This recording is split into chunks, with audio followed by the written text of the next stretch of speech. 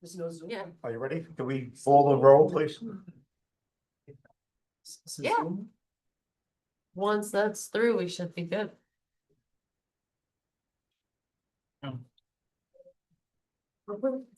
Alright, yeah, I'll double check on my phone, but it should be. Okay, we did the plan, you ready for the roll? Try to minimize this. Alright, we'll do that. Chair Jones, Here. Member Nelson. Here. Member Roberts. Here. Member Duda. Here. Member Fetcher. Here. Member Farnwell here. Member Pinsky. Here. And Dave Gordon, Dave Church, and myself. Oh, here. Okay, first item on the agenda is to approve the minutes from the January 12th meeting.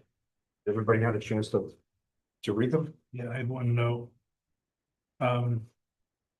Just a minor note that on relative to dignified dwelling, to just clarify that the proposed private road crosses the federal wetland buffer near Rose Hill Road, Okay, because there are two wetlands on the property. Wait, there is no federal wetland buffer. Of the federal wetland, I should say. Well, our town code, I think, has a wetland buffer. Oh, actually, town code adds buffer to the federal wetland. to everywhere, any wetland. So Take it what's back. up part? So just to make it. Yeah, it's just that there's since there are two wetlands, the federal wetland up closer to Rose Hill Road, that's where the proposed private road would cross that. Anybody else? Anybody like to make a motion to approve the minutes? Make a motion.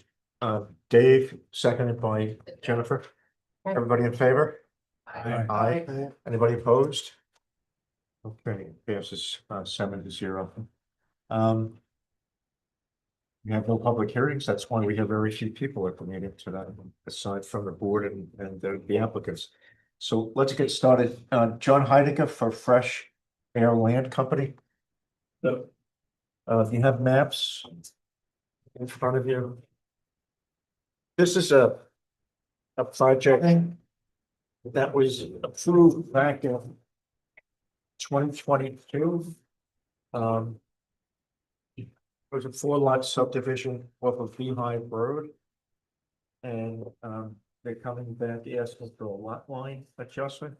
John, why don't you explain the adjustment, why you're asking for it? Basically, I think the owner owns all 4 lots and, when it originally basically they even out the lot acreage.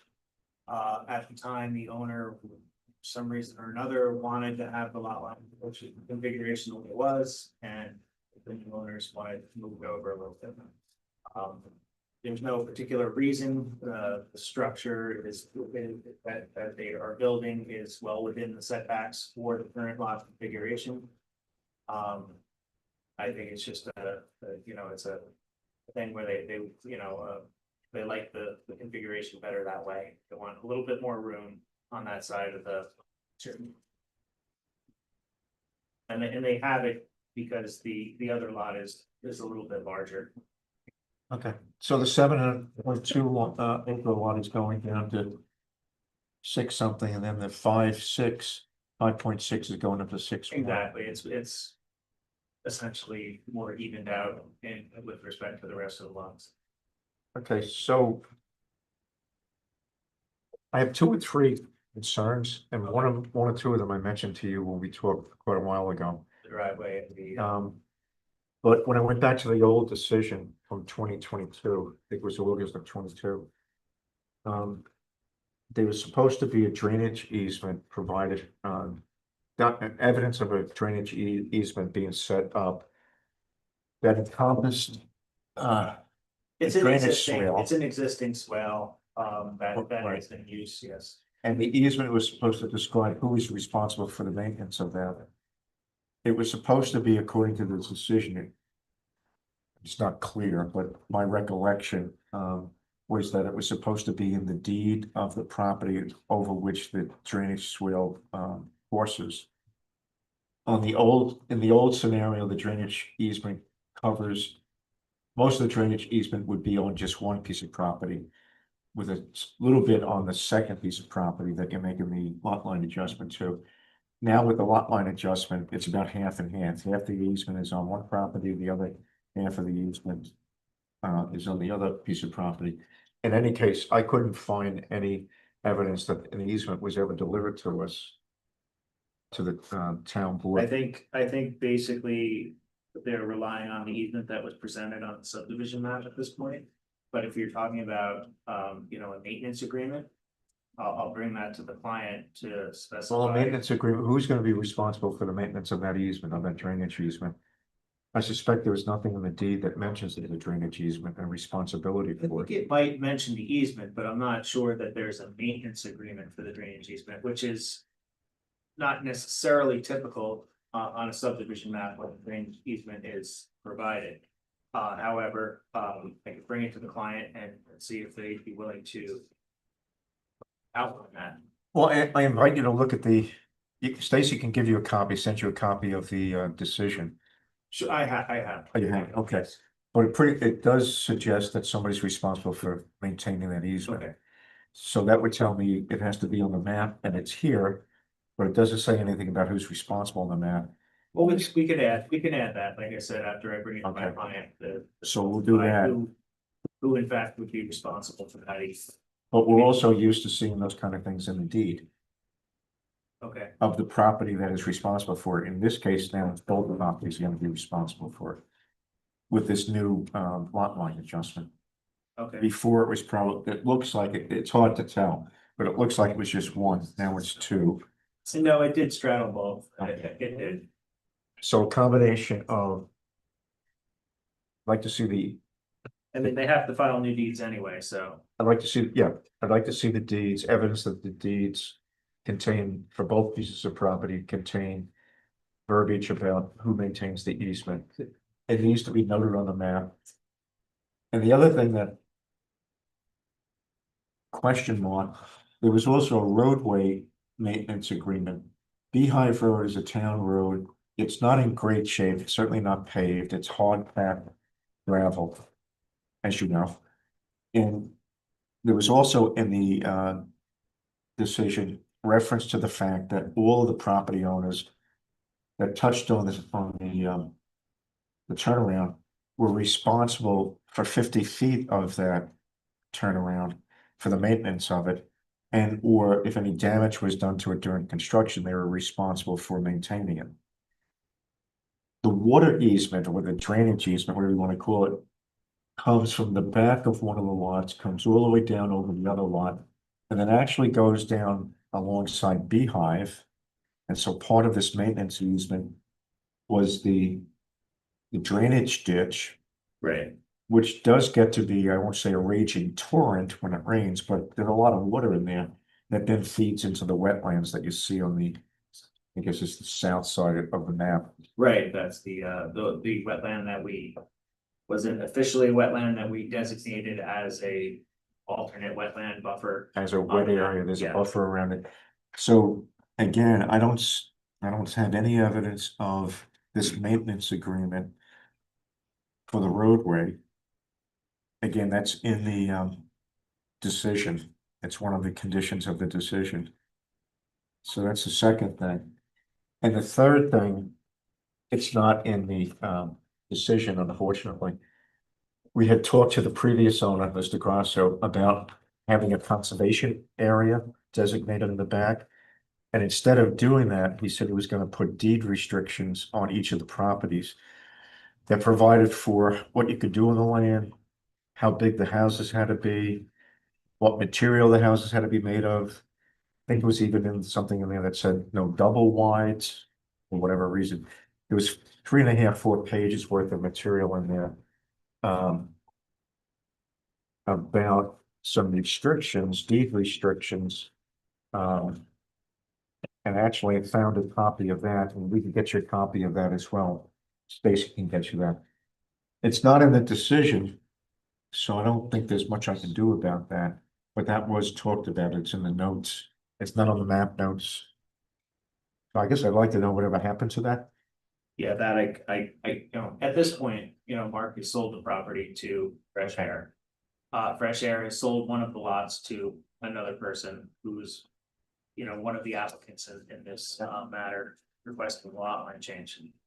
So just for giggles, if you can tell me what happened to that intended, I couldn't, I have no idea. I'm the surveyor here. I have absolutely no idea what Mark. all right, did. so we have to do It- something about the other, that's fine. We have to do something about the other two items, which are those easements.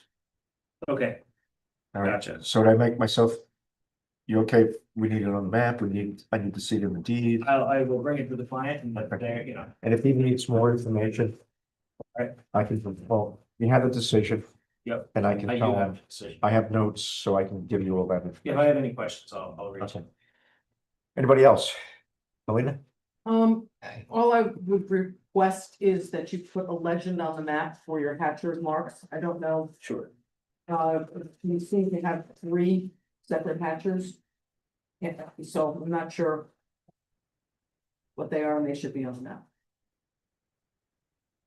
The different wetland, we had 2 wetland areas, one was a regulated area. One was an area that was requested by the town, but it's the road. Okay. 50-foot wide road, but we'll. But yeah, it should be on the map. Anything else, Melina? Sorry? Yes, I'm clear how to the lead line adjustments that this is driveway leading to the brook and ends there, but that part of the driveway becomes like a shared driveway, so when the triangle becomes part of the 6.1 acres property. So the driveway would You're be- questioning the naming of it? No, I mean, we should be kind of going forward. There shouldn't be any shared driveways, they all have their own Driveway. driveways. I'm Was it- lost. Sorry? Are you talking about the easement? Yes, there is a driveway, which is right now part of one property, but with additional of the triangle Easement. to another property. No, that's the drainage, that's the drainage. That's the drainage easement, Mr. Rand. The swale, yeah. That's the swale. The driveway is not on that detail. Well, here, the driveway is off to the left of the where they're making the lot line improvement. Do you see there? It goes in between the stone walls. Right, and the Okay. other driveway is off to the right. You see that? Yeah, All right. sorry. Yeah, that's not the driveway. That's the easement. Anybody else? And so, John, we'll defer, if you can get me answers Okay, in the next day or two, I'll try to put you on the meeting of the 9th. okay. But I'll definitely get you on the meeting of the 23rd. That might be easier to put all this together. Hey, Rick, I'm not in a rush. Sorry? So I'm not in a rush, but my client Okay. might be, so I will definitely get back to you tomorrow. If you get me answers by tomorrow, I'll try to put you on the 9th if everybody's okay with that. Yeah. Right, But so- otherwise, we'll put it on the 23rd. And it really is, I need stuff on the map. I need to see copies of it and I need to see that it's it's in the deed or it's gonna be in the deed. In any case, the deeds need to change because you're changing the lot lines. Yeah, the deeds do, obviously, yes, they need to be refiled. Other than that, it's sort of a no-brainer. Okay. All Okay, right, sounds good. Thank you, everybody. all right, John. Thank you. It's pretty good to work. What's that? It won't. Okay. Hemlock Ventures, Bill and Mr. Deutschlander? So that it's, something, I don't know if the battery died, I don't know. Keyboard doesn't want to work.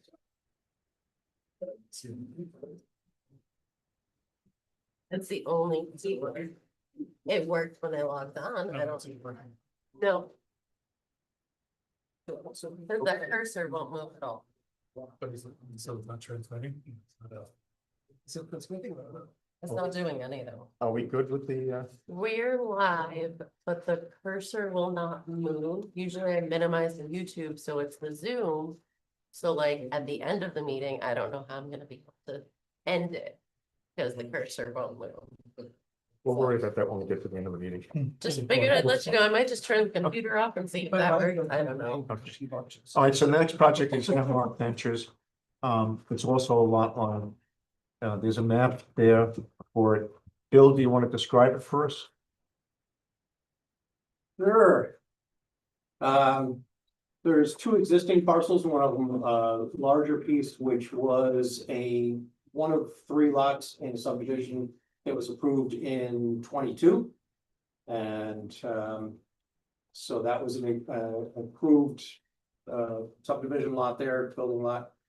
And then there's a little piece, a smaller piece that has access off of a private road called Heaven's Way. Over land of the Citizens Radio Association, which was a group of homeowners, various lots down in here that built this network of roads in there. And that's where the access is into that parcel. And then it's proposed to take this large lot, basically cut it in half and access the rear portion of it via the small Heaven's Way lot. Well, and we own two, my name is Lowell Bushland, I'm one of the owners of Hemlock Ventures. Property owner. So we purchased the larger piece of property and then we were approached by one of the neighbors. Asking if we wanted to buy their lot, which we did, so we now own these 2 lots that are contiguous or next to each other, that border each other. So we'd like to give land from the larger lot to the smaller lot, so. The larger lot is 67 Baker Road and the smaller lot is 34 Heaven's Way. So we're just here to present the kind of initial sketch plan. Anything else for starters? No, I guess that's Okay. it. So I have lots of comments on it, but I want to see what the board feels about what's being proposed. Want to go around the room? Peter?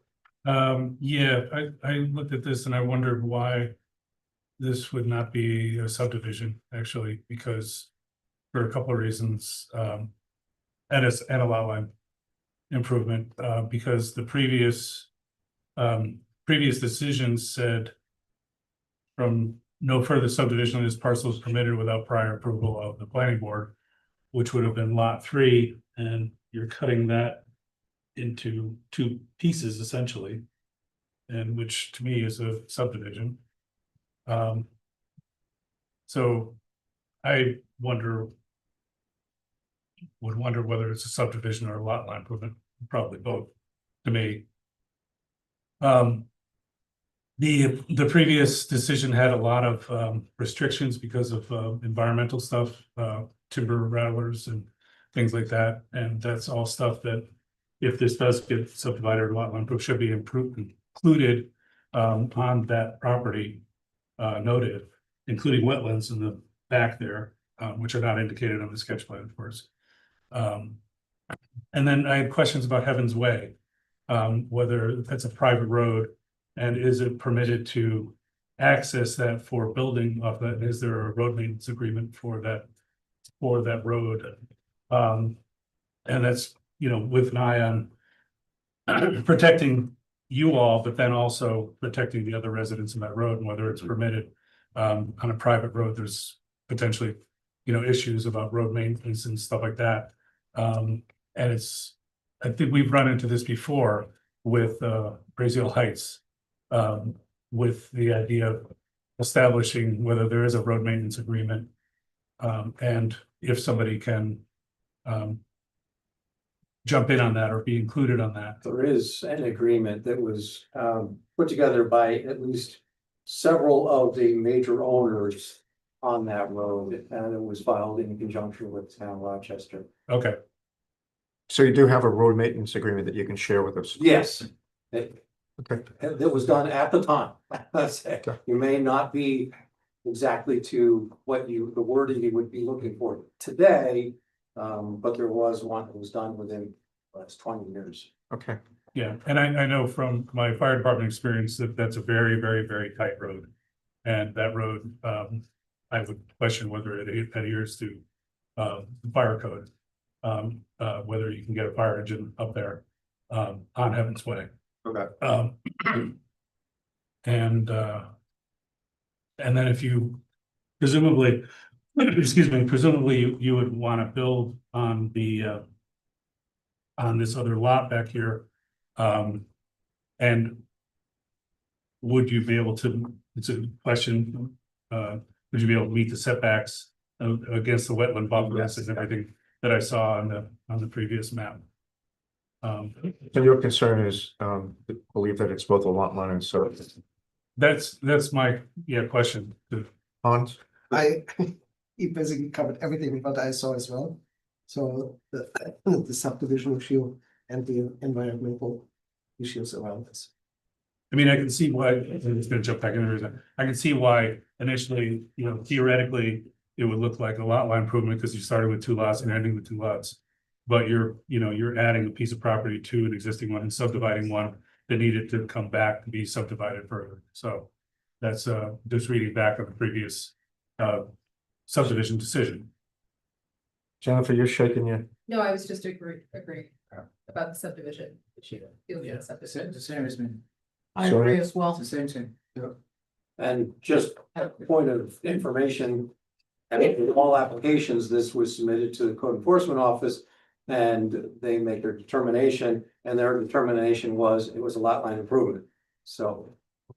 so for full disclosure, Dave, Yeah, I'm trying to put together the location scale map and the larger map just to determine how many properties are serviced by Heaven's Way. It's not it's not clear to me either. and because there's a couple that 4.7 acre parcel or the 7 acre parcel, whether they're serviced that as well.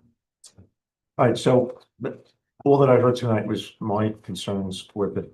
So for full disclosure, when I saw this initially, I went to the building department and told them that I thought it was a lot line and a subdivision. And we have those, not frequently, but we have those. We have one right now and kind of a site plan with a lot line. And then I met with the applicants, Mr. Deutschland and his partner, and they felt it was just a lot line. So I said, okay, fine. I did write a letter to the building department about a month ago. I didn't give it to anybody because I didn't want to impact anybody's opinion about it. The building department took it and went to their attorney with it and indicated she didn't weigh in. The attorney didn't weigh in and simply said, look, if the board feels that this is not a lot line, simply it's a lot line and subdivision, then they need to appeal the decision to the ZBA. So When was the decision? it was on November. I'll give you the date of the letter. By CEO, the investment of decision made by CEO. Say that again, sorry? What decision by code enforcement officer? Yeah, what's the date on the code enforcement? Here it is. November 25th. So it was done on November 25th. We have 62 days on a lot line from the time that we receive the determination by our code, by our lot line code, section 125-18. We have 62 days from the date that we receive it from the building inspector. The new system, Unicollab, makes that a little bit difficult to discern, but there's something called ready for review. The building department gets it, the building department goes through it, the building department decides when it's ready for review, and then it's sent to us. So that's the date on which we get it. That was on December 17th. So my reading of the code is we have 62 days from December 17th in order to make a decision. I don't have the code in front of me, but is the code, I mean. So let me continue with where I'm going with it, because I think there's a solution. There might be a solution. I'm concerned with it not meeting. The letter indicates to the building department that I didn't agree with the decision, but it never went to the ZBA at that point in time. The other piece which I realized was the previous subdivision from 2022. That particular lot, the larger lot, had it a condition in that said, quote unquote, no further subdivision of this parcel is permitted without the prior approval of the planning board. Prior approval of the planning board to do another subdivision. This is being submitted to us as a lot line, not as a subdivision.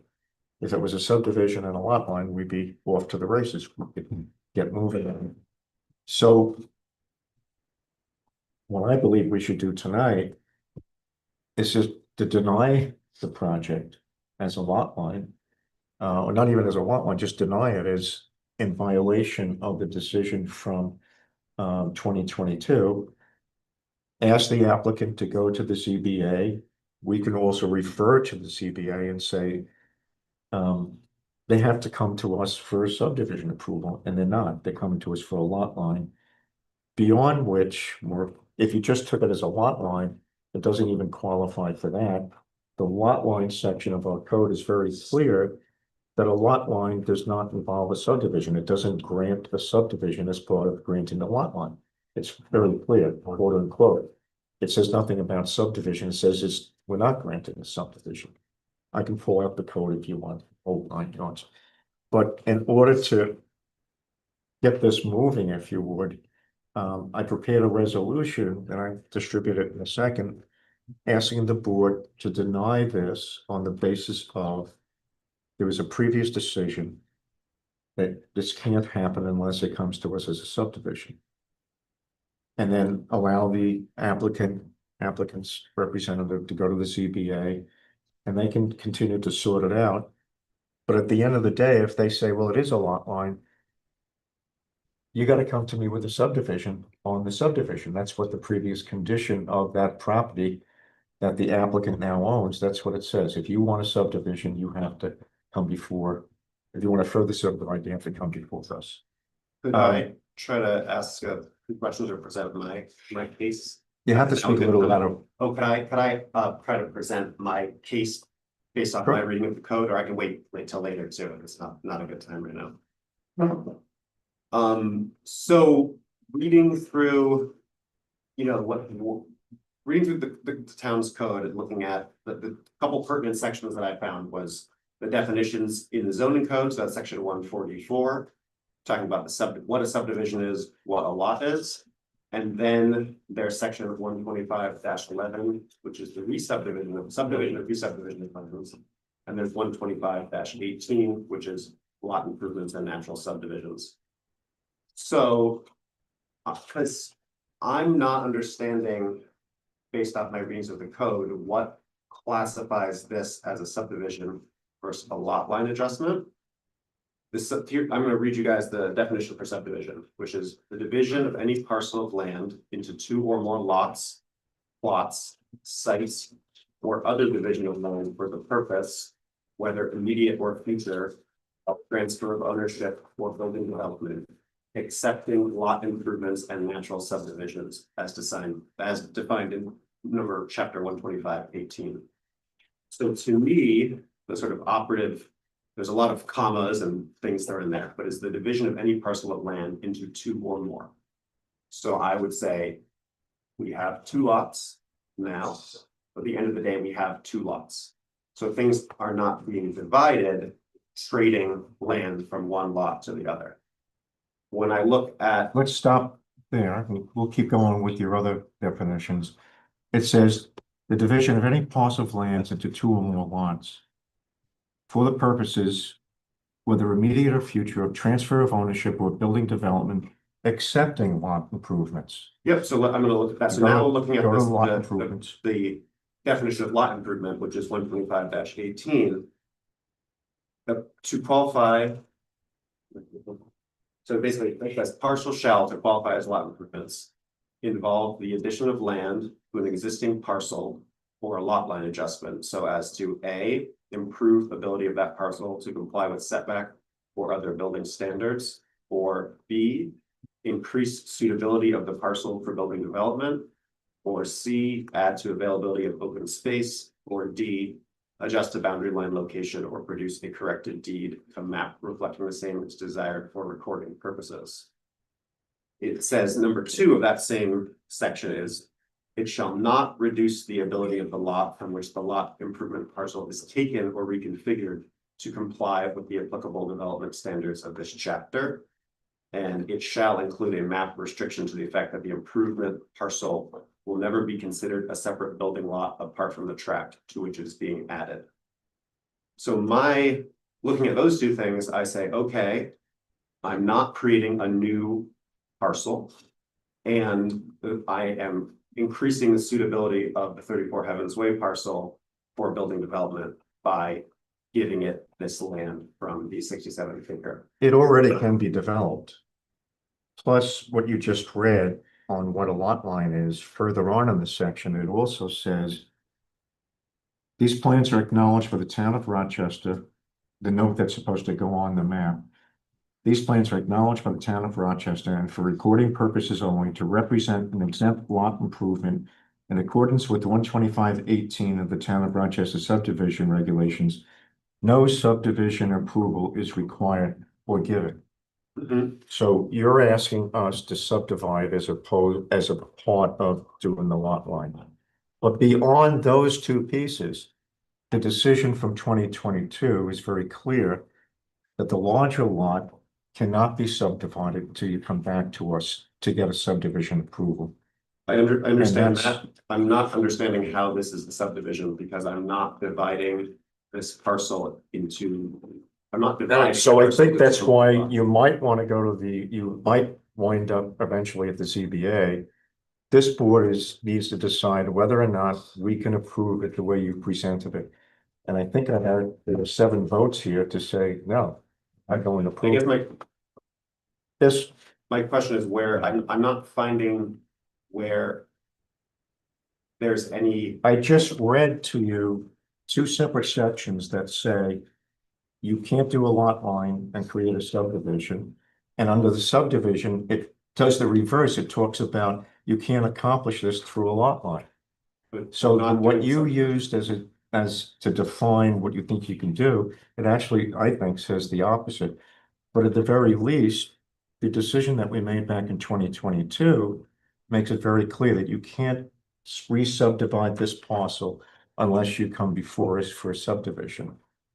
So what I'm gonna do is, I have a resolution just to move this forward. You may get the ZBA, you may be able to convince the ZBA, that's fine. But I'm gonna move this forward. Hang on one second, Zoran.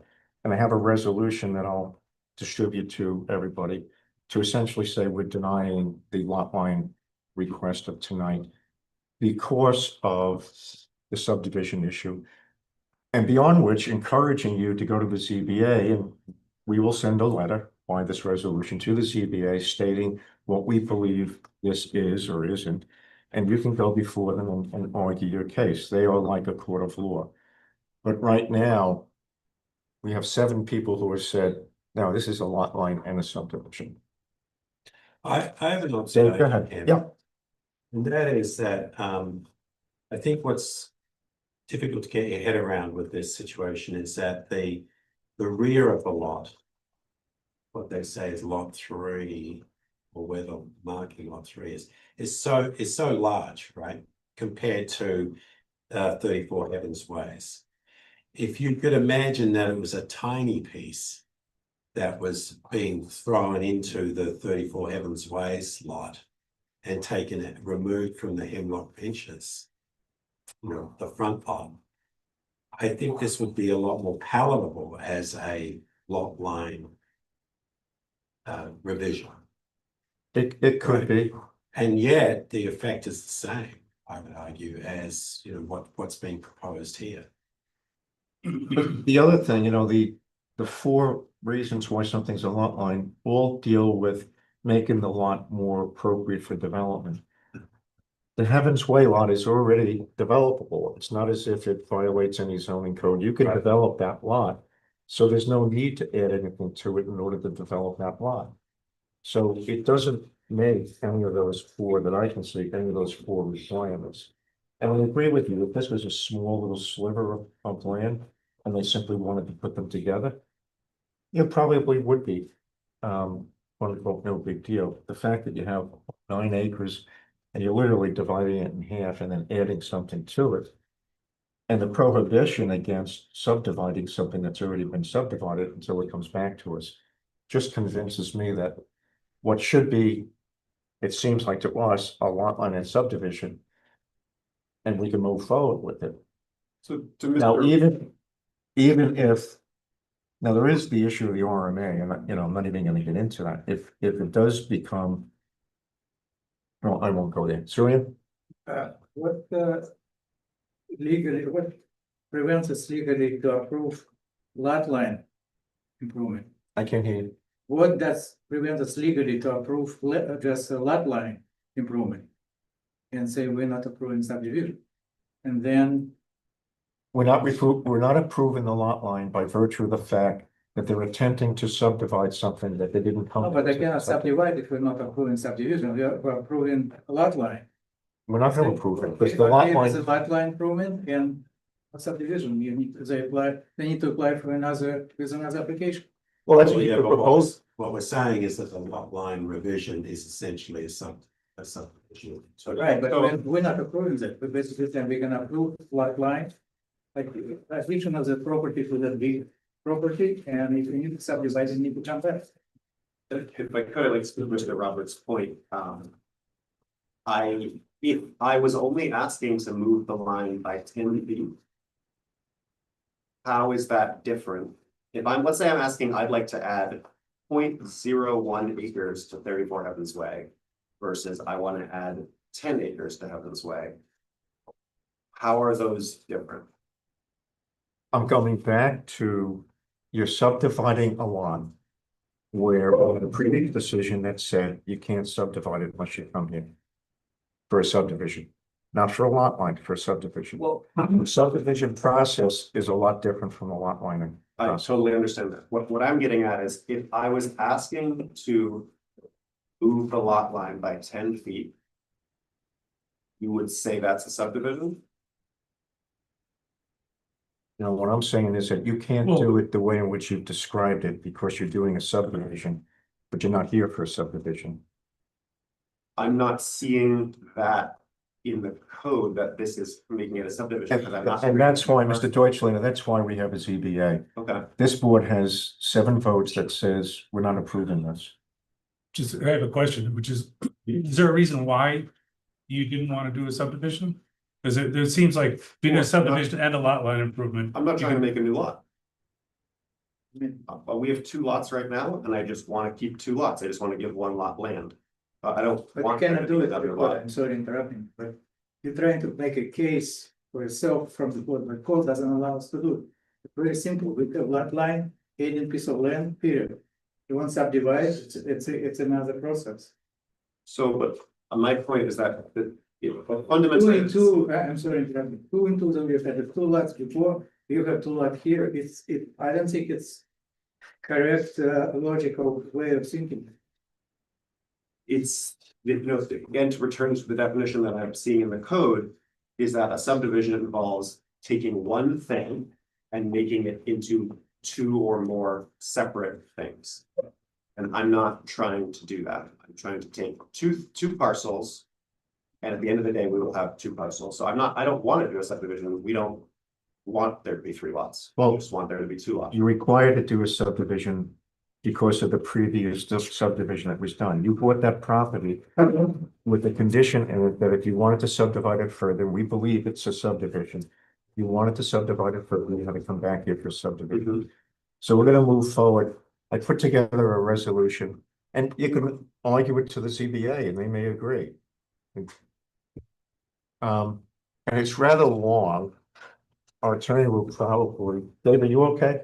Yeah, I'm good. Okay. Yeah, Good. yeah. It's long, but I wanted to try to cover everything. I also wanted to try to make some suggestions as to how it could be resolved. So the planning board of the town of Rochester resolves to deny the LLI application of Hemlock Ventures due to the fact that it's in violation of the condition of approval for the 3-lot subdivision of Malatesta, Bagazi, Gentilucci, dated January 14, 2022, where it expressly states in conditions of approval, number 3E, that no further subdivision of this parcel is permitted without prior approval of the planning board. The manner in which to reapply for further subdivision of the parcel is through a subdivision application to the planning board and not an LLI application. The applicant has failed to proceed in the proper fashion to obtain the planning board's consideration of a further subdivision. The planning board further resolves to refer the LLI application for Hemlock Ventures to the ZBA for interpretation of the CEO determination 11/25/25 and delivered to the planning board via meaningful land on 12/17. The reason for the referral includes the board does not believe it fits any of the 4 criteria laid out in section 125-18A. In addition, it's in violation of section 125-18C, where that section specifically states that no subdivision approval is required or given. It is hoped that the ZBA will agree that a different approach to resolve this would be an interpretation that this application constitutes both a subdivision together with an LLI and refer to the CEO for this new determination. But that's up to the ZBA. So I'll make that resolution. I'll make the motion. Do I have a second? Second. Alina makes the second. Any other discussion on the board? Okay, all in favor? Aye. Anybody opposed? No. Nay? Okay. So 6-1. And, I'll sign this and we'll get you a copy of this, Bill, Mr. Groveland, and then you're gonna need to apply to the ZBA to get a variance. And I'll provide them with this resolution as well, and you can take it up with them. Bill, procedurally, if we got the code enforcement office to revise their determination and say that it's a subdivision, so we could properly apply for a subdivision, no one have a problem? If you were to get the code enforcement officer to tell, I want this to be changed to a subdivision and a lot line. Because to attach this piece to that piece, you need a lot line. But if you got us both subdivision and a lot line, then we'll proceed. But Rick, it can't be subdivided pursuant to the previous approval. It just has to come back in front. No, of it has to come before us. That's the key. Now, could we decline it? We could, Yeah, exactly. we could. Like, The purpose for starting about 4 years ago, all subdivisions had verbiage in there that has to come back. Doesn't mean that we will, doesn't mean that we won't. There was actually some verbiage in some of the decisions that said no further subdivision allowed, which is illegal. If there's enough bulk there, you can do it. Can you do it physically? I don't know. Until we have the map with topos and everything else, I don't know. I actually think, and knowing, I looked up the topos. I don't think it's a problem in terms of setbacks or anything else. The biggest problem is going to be providing us with an RMA that gives us reassurance that you have road, I'll say road frontage, but you have road access that's agreed to by everybody else on this private road. That's probably your biggest problem. If you remember, we had a situation where the gentleman couldn't get the approval, so he withdrew the application. Now, you can build on the smaller property, Bill. Leave the lot, don't change the lot line. That's a buildable lot right now in this zone, right? I believe it is. I don't see the. It is. You could build on that right now, and you don't have to come to us. It's not a subdivision. You're just putting a house on it. It is how. If I recall, the reason you wanted to combine it was because the views from the bigger lot were a lot better. No, it's not about, it's just about making it's more valuable, having a larger lot Right. than a 2 acre lot. So you could go to the CEO right now and put a single family home there. And I don't know that they asked for RMAs. I don't know. But anyway. Okay. We're good. All right. Thank you. Thank you. I'm of course disappointed, but I'd just like to raise my point again. Legal question of what makes the difference between a lot line adjustment and subdivisions? If it's simply a matter of quantity. So I think we've had others up like this and they've turned out to be both lot lines and subdivisions. Maybe the ZBA will have a different view towards it with this project. I don't know. Okay. They have the ability to handle it differently. Bill is right. If you went to the CEO and redid it, you could reapply and we put it back on the agenda for the subdivision and a lot line. I mean, a typical, to answer your question, the previous application, a typical, they moved a line to accommodate, to shift property from one to the other without, without changing, without subdividing the property. It's just that's what I think that, most of us would consider a lot line, a simple lot line improvement would be. This is you're actually taking a line, hinging it, dividing a piece of property in half and adding, you're creating a new, larger property. Out of, you're starting with two and you're ending with two, but you're moving a line in a way that is not just an improvement, but it's actually dividing the other property. Plus it goes back to that previous decision, which is a big thing. We can't really ignore that it says that you're dividing that property, you have to come back to, and you're literally cutting that property in half. And you have to come back to the board for approval. So unless you've got something Yeah. that's urgent, but let's move to the next one. Okay. Okay, thanks. Okay, thank you all. Thank you. Rick, I still want to say something, because subdivision involves more factors to consider for the board, rather than simple, well, that is a big difference. It's not just we name this subdivision, you name that lot. Subdivision much more involved process of the board. Well, I understand. Well, I understand the logic you guys are saying, but as I read through the code, I was not seeing that in the code. That's what the ZBA is for. Okay, Bill, you're staying for the next one, right? Yep. Louis?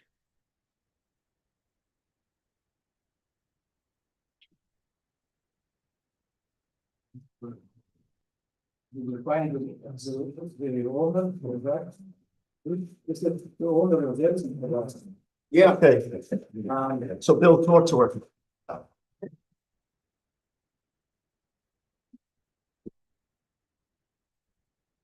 So this is a two-lot subdivision of not just over 9 acres. A 3-acre zone. Both lots have road frontage, adequate width. However, there's a significant amount of wetland right at the road frontage. There's an existing driveway coming into an existing house. And due to the wetland, we don't want to put another driveway through the wetland. So we propose to have a shared driveway across the existing driveway with a right of way to get around the wetlands. And I believe almost all of the board members, maybe just one who has not actually been out to the site to visit it at this point. So Bill, I know when I went out with some of the members, and I guess the others saw the same thing. There were some culverts that weren't marked on the map. Did you get those marked on the map? Yeah, that's. Oh, we didn't label, we just put it on there, but we showed that little stream coming across through the wetlands there. Yeah, I don't I know. don't see it on the map. I don't see it on the map. I don't see it on, I'm on Lower Whitfield because that was quite a considerable culvert, or I don't wanna call it a stream. I believe so. But, Oh. huh? It's October. This map is October 2025.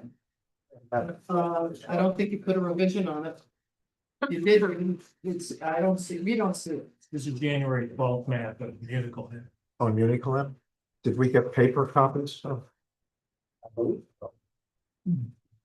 all right, let's go to Uniclam then. Don't worry about Station. That's fine.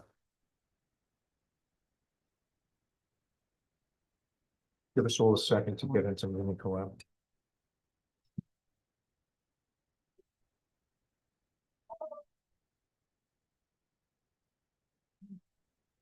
If you go to the agenda, it'd probably be the easiest way to find it.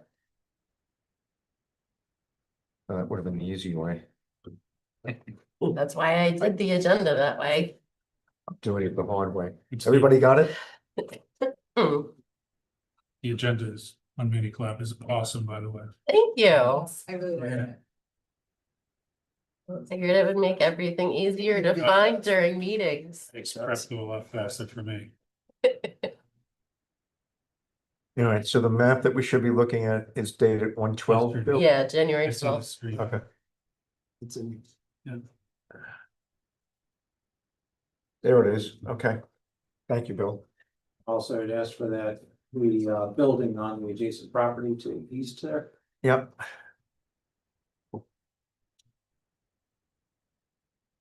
On the adjacent property being the one Field and Forest? Right. Okay.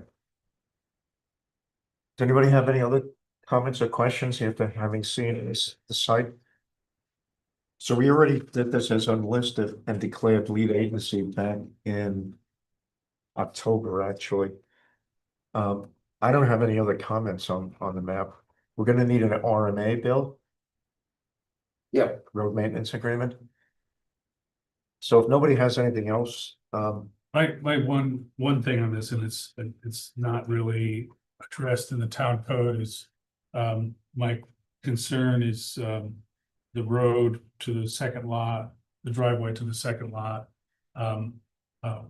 Drainage, and then also, that it not be paved, and I know that's not there's no way to really enforce that after the fact, but I wonder if we could include that as a condition. we'll make sure it's a condition. And then also the care is made because it crosses that wetland border to the proposed gravel driveway that is just under construction, so it doesn't pollute or, contaminate or mud and stuff get into the wetland as much as possible. That's what didn't roll off my tongue, but. What, Helena? Yeah, what did you just say? Contravention of water quality standards, so. DEC. Yeah, I was sorry. So give it to us Erosion and again. control, sediment and erosion control. To prevent contamination of Violating water quality standards for sediments and. Article 17. There you go. So Bill, the map is gonna need to show what steps are gonna be taken to prevent any kind of pollution of the wetlands. That's the only thing I had was Okay. that. I'm gonna suggest we set a public hearing. I'm gonna suggest we Make set a a public motion that we hearing. set a public hearing. I second. Okay, I'd like to What set it date? for the 23rd, just the last meeting in February. Okay. Okay, so Helena made the Make a motion. motion to set the public hearing on February 23rd, 2026. Okay, I second. on seconds, all in favor? Hi, Aye. Okay, there we go. Dave, if you could actually start working on the decision. Yeah, okay. I just know some of the documents you have. It's still a 3-lot subdivision. yeah, It's- I don't. Yeah. I noticed that in November, the EAF, the application, All right. the narrative. I think basically everything still treats it as a 3-lot subdivision. yeah, it just needs to be updated, right? So, I guess the CEO determination, it doesn't matter, because that's how it started, when we bared it back. I don't But know. Seeker should be changed. Right? Yeah, I don't know what, We've never, yeah, the determination, project change, subsequent. project changed because we didn't want 3 lots. So it's back to 2. I don't think the determination It's is, not like the use changed or something, right? Right. But you don't have to go back. but the Seeker forms, Bill, and the narrative should change to reflect this. Yeah, I thought we had done that, but I'll check and see. Maybe you did, it's just not, I don't see. no, I had Yeah, about just that. said- Anything else, Dave, that you caught? It's been a different. No, and then you're okay, as long as the driveway's gravel, you don't have to worry about the buffer. Yeah, I think the board appears to be okay with that. Do we need to do anything official on that with the, Well, you've got this option of modifying the buffer if you Yeah. want, with this concern about they have to build the road bed too, right? right, It says no well, I forgot the exact phrase, no paved surfaces in the buffer. Right. So your precedent's been as long as the road's gravel. But, yeah, I don't know if I'm just posing the question. yeah, You want to modify the buffer so it's, No, because it's almost, again, it's almost performative, right? We said the buffer is 100 feet, it's 100 feet. Presumably, if we modify it and then tell them you can go ahead and put macadam over it. Leave it the way it is, tell them you can only do a gravel driveway and put it on the map, yeah, right? on the map, it's gravel. The Yeah, I map mean, has- I'm just observed in the landscape of reality. yeah, Everybody paves their roads. As soon as they get frustrated with the plow job that somebody. Well, I don't know that I would want to pave this road because it's probably 800 feet long. yeah, I mean, there's no real way to enforce So that. my next door neighbor just paved them half a mile. Well, He, you told me how much it cost. Good for you. uh, Look, why don't we just If the I'm board just, wants to I'm change, just noting from practice. Yeah. It, I would just leave it the way it the is. enforcement of gravel driveways is Would- gonna be. It's kind of a moot point, Yeah. because there is no. This is not really defined in the code, right? So, No, all these terms are undefined, yes, it's Yeah, true. so we shouldn't, but I think that wouldn't be a bad thing to include that on the map. It's on the map or on, well. Yeah, it's on the one map that's, now. uh, It's on the January. most recent map, for sure. Where's the note about? All right. So we got the public hearing, we solved the issue again of the keep it gravel. Put the note on the map. No, Anything else? Just to update the documents, Ah, because that would be confusing for the public hearing if the documents say 3 and it's really 2, Yes, except for the the secret document and the, Oh. but I'm not asking you to go back to the CEO to get a new determination. Okay. All right. Okay, Thank you, Bill. anybody else? Okay, we're done. Bill, you got a public hearing for the 23rd. filled it up.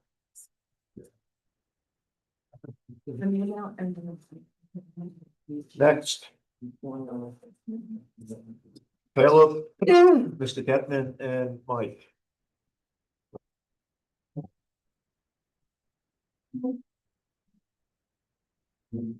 Thank you, Bill.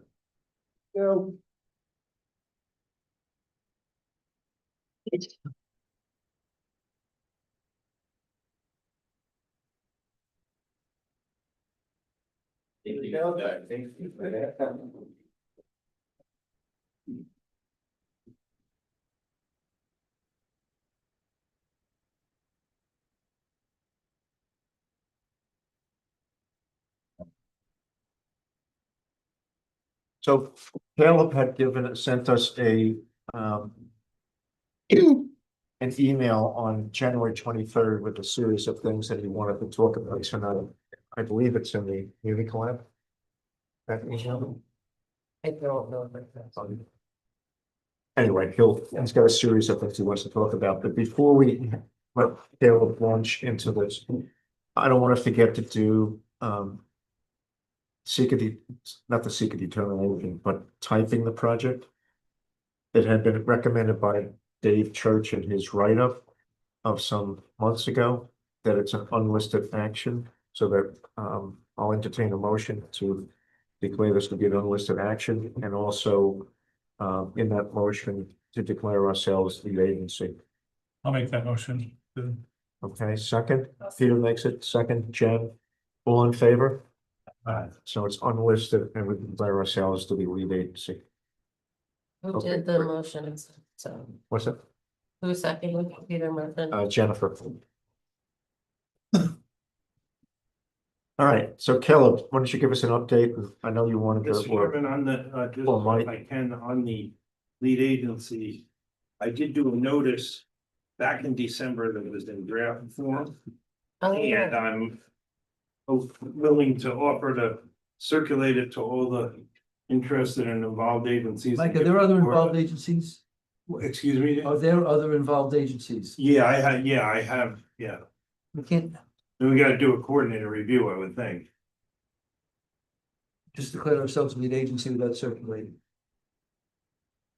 Okay. My mistake. What do we do? I'll just undo it. Okay, I'll entertain a motion to undo what we just did, declare ourselves lead agency. I'll make that motion. All right, and instead, I'll entertain a motion to circulate for lead agency. Peter, you'll make the motion. Sure. Jennifer, you'll second.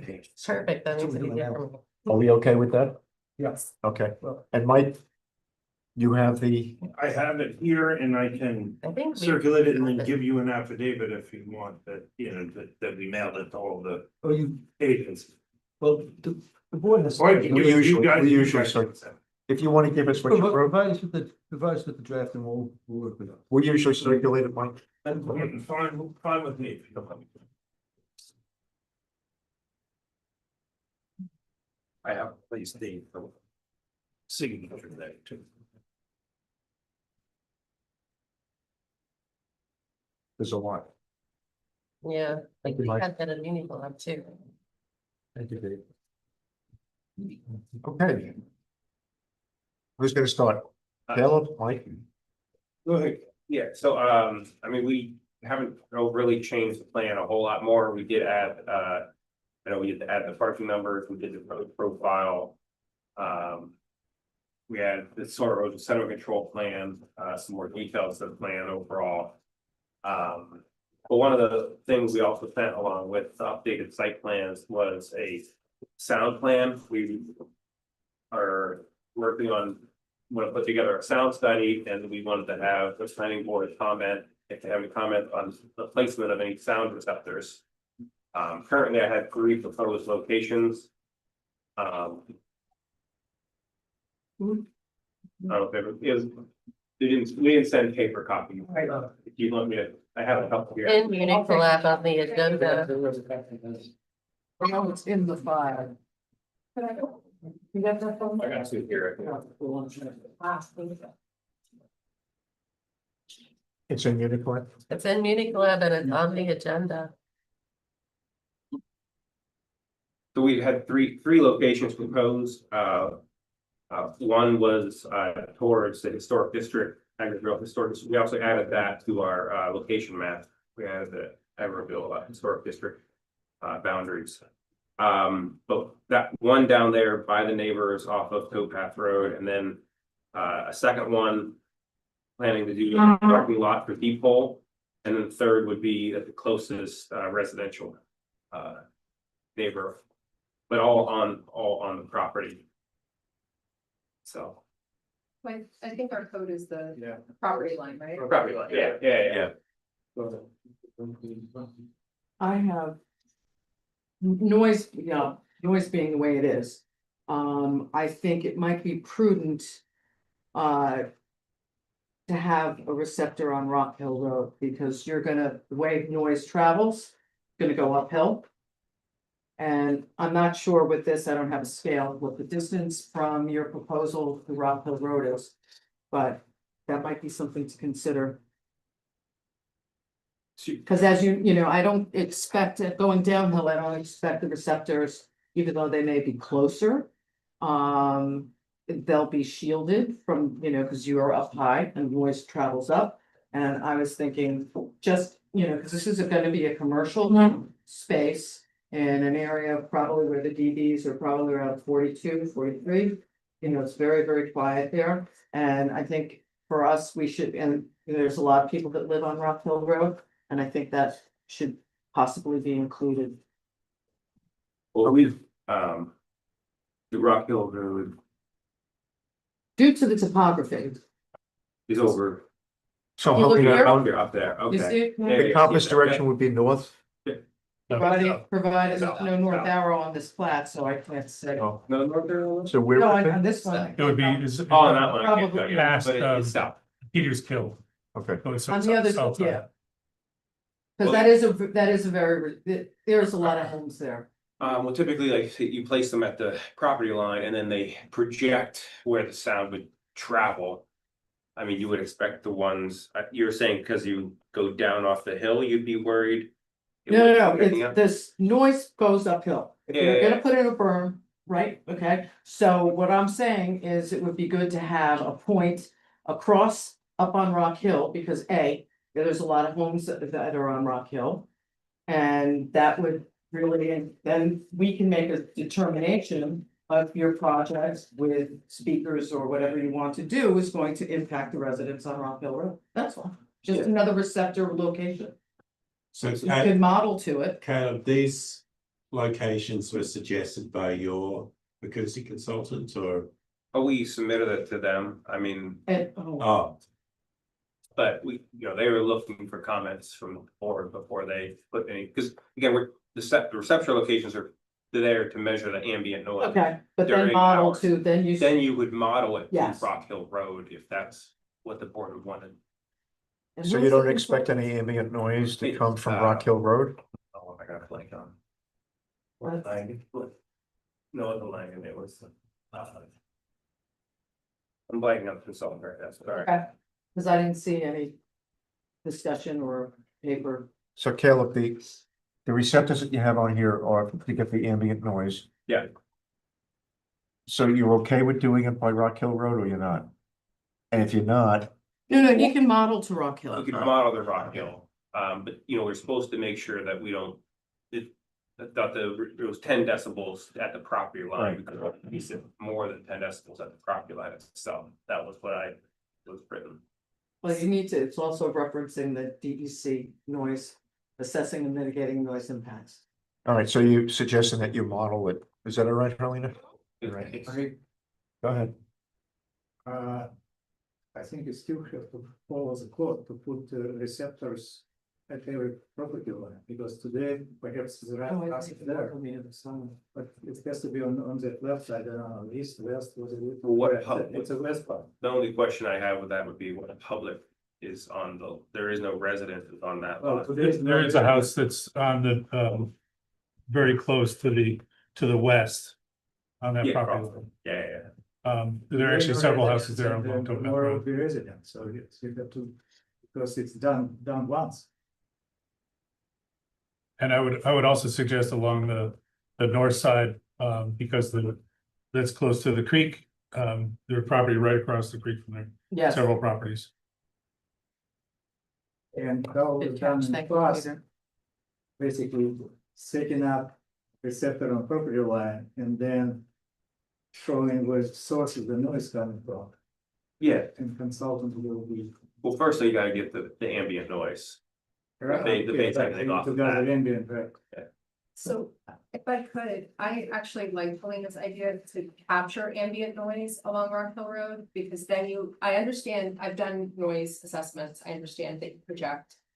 It is also very useful to have your baseline collected so that when we have public hearings, we can tell them, we monitored on the road, this is the existing noise. So when you overlay the projections, they have a way of understanding those differences, because they're gonna see numbers along the property line that are likely to be very, very low. Well, especially at this time of year. And I feel like in more populated areas with more traffic, that's going to be a different ambient noise level, and it will be only to the benefit of everyone to understand the actual ambient. Then project on top and to see what that difference looks like, rather than to just say, well, on this property line, it's 40 dBA and it's gonna go up to, you know what I mean? That's my opinion, having done this before and having done public hearings where. So Jen, you would argue for Okay. a monitoring. I think it's ambient. helpful to know what the existing Okay. decibels are. So that the public has a baseline to understand my house is Yeah, here. But this is a This part. is I back down. This is part of the process. In the past, they measure an ambient and then they do modeling. And they project, okay, here's your ambient. And one case was this Arrowwood, they were measuring ambient running tractors there, and the board objected to that. So you need to measure ambient. Obviously, it's a part of the process. All right, so you're gonna do another, Well, that would make up to 6 receptors then if we did everything that everybody suggested right now. Yeah. Okay, yeah. well, it's a big project. Just to do. If you've never been in a meeting, it's if you've proper never been receptor. in a meeting. If you were never in the meeting for, what was it, the Race. Crowing Rooster, whatever it was? Ah. I was close. If you were never They in one of crow. those meetings, which you weren't, No, Barry was. exactly. And where's Barry now? So is Dave. And thank you for confirming. Crested Fan, I was gonna say something else, I'm glad I didn't. No, I can't get those ones. You're better off, Yeah. all right? I- So I- you gotta add 3 more The measures. only issue I'd have with one right now would be like the north one, is accessibility. How easily is it accessible for somebody to walk that far down it, but I mean, well, that's just gonna, it is what it is. Probably, yeah, to wait, and in summer, actually, ambient would be high. Well, at nighttime, yes, sure. And the ambient, the suggestion. It's a nice hike, it's good exercise. The ambient levels here may help us too. Because it gives a baseline. Yeah, I was gonna say it's better to have more information up front. It's help inform the public as we go through this process. So you're gonna pay them.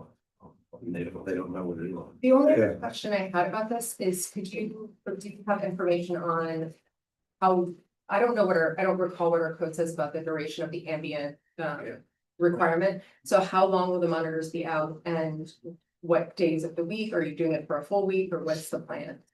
Oh, well, typically you would, I mean, we would do it for a day, but it would be whatever the operational hours are itself. I mean, well, I would say what, we would have to go at least, we'd go an hour before operation of what we would be proposing and then an hour after the operation. So I think right now it's 7 to 10 or is it 7? So it would be like something, the minimum would be to 10. So a minimum would be like 7 to 11 to monitor the ambient noise. That would be the minimum. And you should also, I know you're saying one day, but we also need to capture weekends.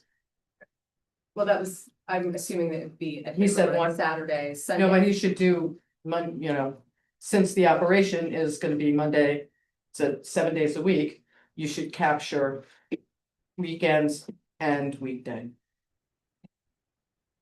Is this- And I'm used to, but I'm used to it AM, PM. It's laid out in the. Well, I think you, in the the ambient, document. yeah. It's a school bus route on Towpath Road. So it'll be, during the week, in the mornings, and afternoons, you'll hear school buses, but obviously you have more vehicular traffic. Private vehicles on the weekends, because it gets a lot of. Yeah, I mean, the one that I've been on, a lot of times it's the road noise travels a lot farther than you realize a lot of times. Oh, it can. But I mean, even with like the river there, I mean, you could have, depending on a thaw or something like that, you could hear it a lot too. Yeah, Or it could be It's- super quiet. in the it's gonna be middle of the vastly road. different right now, Yeah. there's so much snow and all the water is covered by ice. Than it would be in July when everybody's down there with, their boom boxes. Even though they're not allowed. But now it's just an iPod. All right, so Caleb, did you get an answer to your question about, you have now 6 stations? Do you You're want- doing it, your operation is 7 days a week. so It's you- Crawford Associates. Got it. Do we want him to resubmit a map showing those receptors that we're agreeing? Oh, yeah, Okay, redo the map and we'll send us a new map. You're gonna do it for weekdays We want to do at least a weekday and a weekend as well. and separately for weekends. Yes, yeah. Okay, But your consultant should know the process. all right, so Yeah, but like, I mean, I probably wouldn't have done Rock Hill Road unless somebody told me to do it, so that's, part of the reason why the consultant wanted to get. I mean, we were advising to wait till the planning board meeting. Yeah. if they're the noise consultant, they'll understand that, just because of the way noise travels. all right, your next question was about the Historical Preservation Committee. Well, I mean, the architecturals are a lot more detailed from what was submitted as well. I'm not sure if there's any comments directly on that, if there's, this procedure on having them reviewed. Well, go ahead, Dave. I had mentioned you want to get a SHPO memo. Oh, we did. Oh, you're saying on the building? I moved past the building, I've. To go to the Historic Preservation Committee, they're not just worried about what the building looks like, but the fact is the neighborhood's full of historic properties. In fact, you include part of it now, right? Yeah. Which. No. It's a I think little confusing where your lot line is. Yeah, it is. You don't own part of the. I thought I Oh. had hoped I did, and the Bill Eggers. surveyors came out and said, no, you No, don't. not even the towpath, huh? but No, Well, unfortunately not. the canal is on the National Register of Historic Places. And the historic, I think it needs to be referred to SHPO. Okay, well, There's nothing, I'll just say, there's no conceivable way anything's visible from there or anywhere around. This is nestled in a spot that has no public visibility anyway, but. Well, No, I no, make, but should I it's make a been- recommendation then? It's been policy, the boards referred things like this to SHPO just to be sure. Well, yes, and then also you should demonstrate you should demonstrate to the public that it will not be visible from Towpath Road and, so line of sight sections would be required. There are a few in the architecturals. Okay. So on SHPO though, we did a phase one archaeological investigation. They didn't find anything. They submitted that to SHPO and I'm not sure if it was last week, but we actually got the no adverse effect back for SHPO already. Okay. But it So- wasn't, it wasn't in time for our submission deadline. Oh, well, that should do it. Yeah, I was just, Did we? The- I'll just a come note back. for the Not board. SHPO, I was- the Oh, study, phase I one, didn't see a phase letter one, from SHPO. I'll note the archaeological survey never mentions the canal. Yeah, In the Yes. entire study, it doesn't mention that this parcel that it's is adjacent to adjacent the to a historic. National Register site.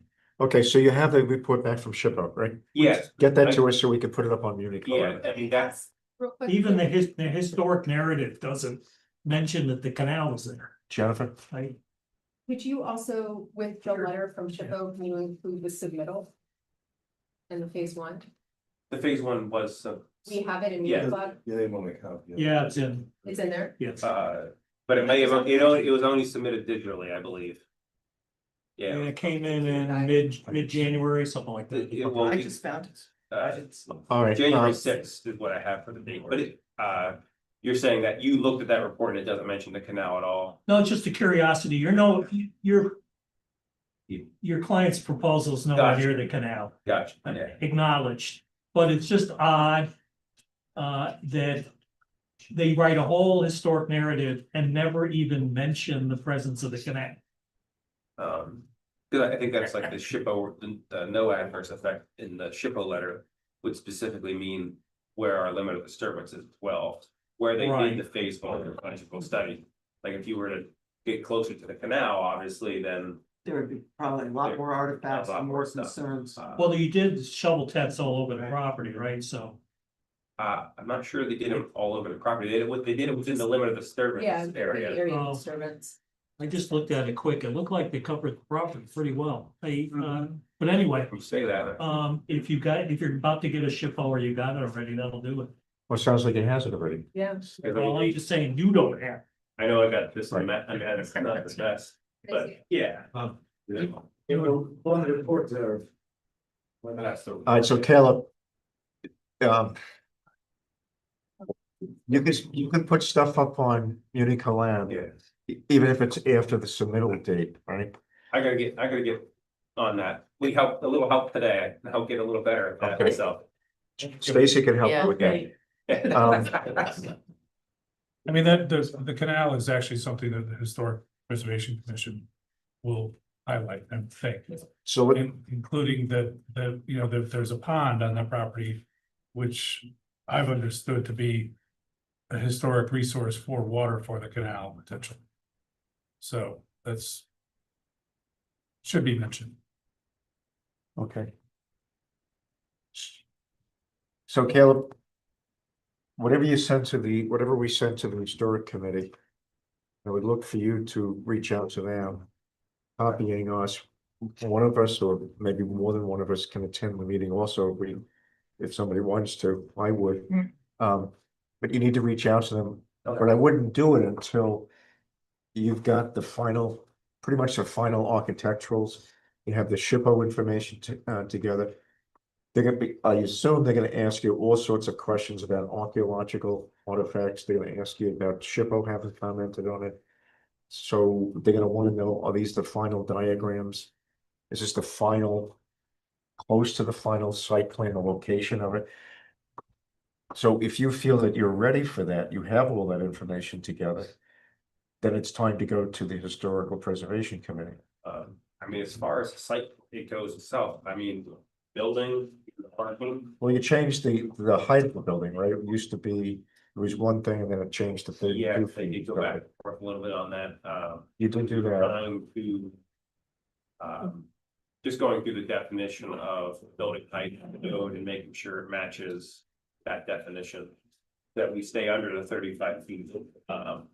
At one point, it was much lower and it wasn't much of a concern. Right now, the average. To the very, was it to the, top is about 35, but the way the measurement. It needs the top, the measure to the top portion? No, it's It's the the- mean of the roof. It's the mean of the roof. Is that, does? Yeah, that's what it says. Okay, So, but So there's, that's like 28. currently or there's, something. there's like, the roof is, it's all conical in shape, right, coming up. the cupola. And with a little cupola on top, so even taking the even most conservative, the cupola itself, but it's all the same roof structure.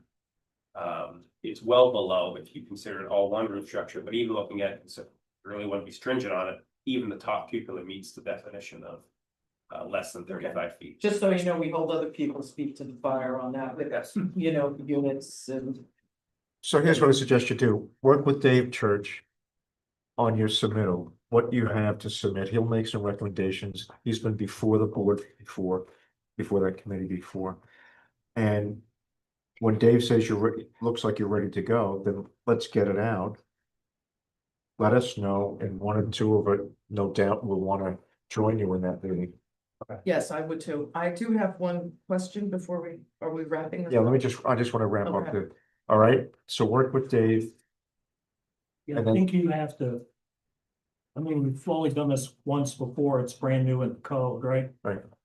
This board has to refer it to that committee when you're ready. Okay, I don't know if you're ready to say that now. no, I'm not ready until you and he work together and you say that he's ready with what he has. And then we'll If bundle, he's ready and I'm ready, then you're ready. yeah, I'll sign the memo to the Historic Preservation Committee. But I want you to be satisfied that what he's giving us for that submittal is what's gonna pass the smell test with that committee. It may or may not, they may ask for more information. And they're monthly still, do they meet Yeah, I every don't, month? or I don't not remember the necessarily? day of the week, a day of the month, rather. Okay, And then Dave, when you say it's okay, we'll put together a memo all right. and I'll sign it. And we'll let the board know when it is, if members of the board want to be at that meeting. Paulina? I have a question in regards to the long form EAF. I know you had made some comments for some corrections and have we received that? And I think at some point, we are going to need a corrected EAF. For instance, your description of the structure is 25 feet high, 70 feet wide by 75 feet long, and now the plans contradict that. And I know that Dave had a couple of other things.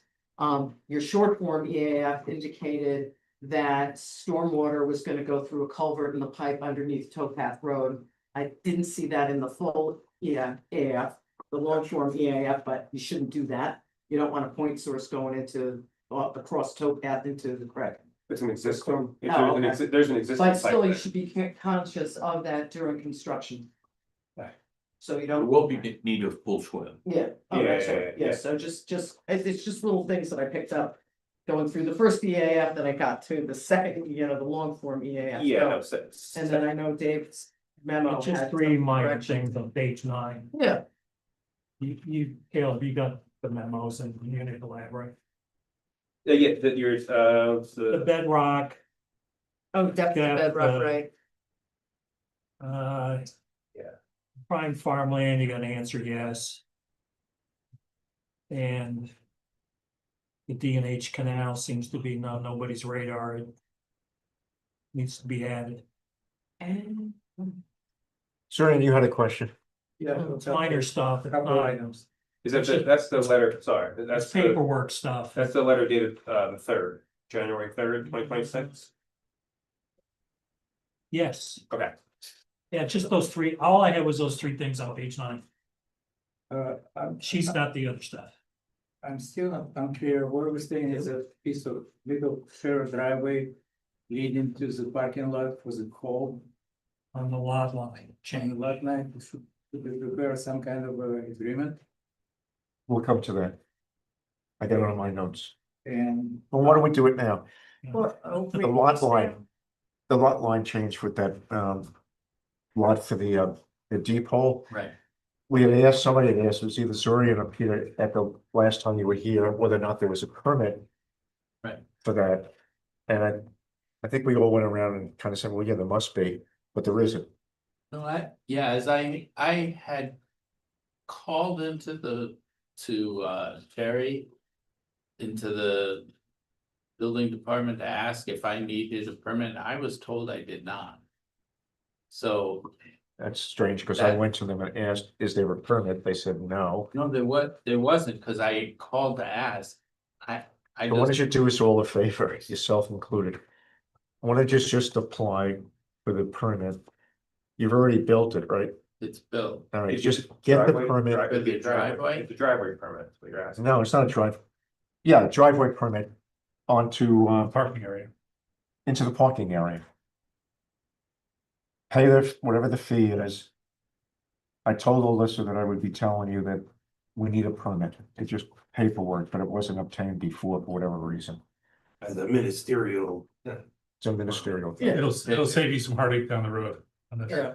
I have a question about the same. Ministerial. Zoe, is that okay? That covers that? No, but it's formally, shouldn't be formally written somewhere that. Where owner could be in future, that they have a right to. Yeah. To go on your property. Yeah, there definitely would be an agreement. You all had mentioned that. Okay. We haven't drafted that, but happy to have that. Okay. It's- About the parking lot, there's a 50-foot strip to the left of the parking lot. That Yeah. actually goes over the driveway. Is there a reason why that just isn't straight across? Oh, That would, We're keeping it for access. yeah. Access for the site. For access to the If I have property? any Yeah, maintenance, maintenance right? down around the pond, Because there's mowed paths coming from that access currently. Yeah. Okay, so that would be access, and so you're not planning on using that as a driveway? But we don't want to, that actually brings a point up that we've been talking yeah, about. this is a challenge for me. No, go ahead. Just so. I think it's as part of the environmental, there's no. Cutting trees between March and November because of a hibernated or nesting bat, Bats. Indiana Mhm. bats. So. My concern is if the planning board is to approve this at some point, I'm hoping this spring or. I'll lose a whole year of construction if I can't have. Either the trees cut or the road somehow. Built so that we have access to the site. That would then either mean I have to. Put in a road in this other way, which I really don't. I don't wanna mix and have a road there. That relates to deep hole and people wandering down. Trying to avoid putting the driveway from the depot parking lot. The Right. side itself. Have you done any work there now, done on the back of the property? No, the pond. I'm sorry, you have done work with the pond? The pond was dug, Okay, when, in the year before. The different pond, not the pond that you were talking about use. It was a pond site, there was. It was clearly a pond, there was a former dam that was there that was not functional. I And call it an embankment. I don't think it meets the definition of a dam. it was probably related to the, red flags, That's very common. To say it. it's probably related to the canal.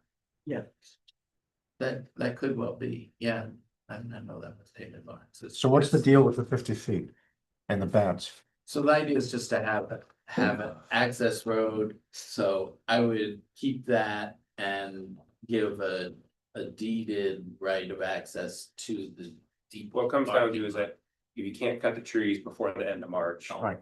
He's not gonna be able to put that driveway in that location and then start construction on the building. It's next year, so we'll lose a year.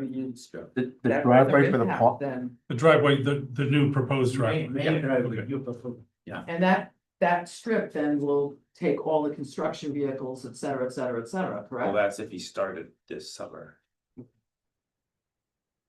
So Okay.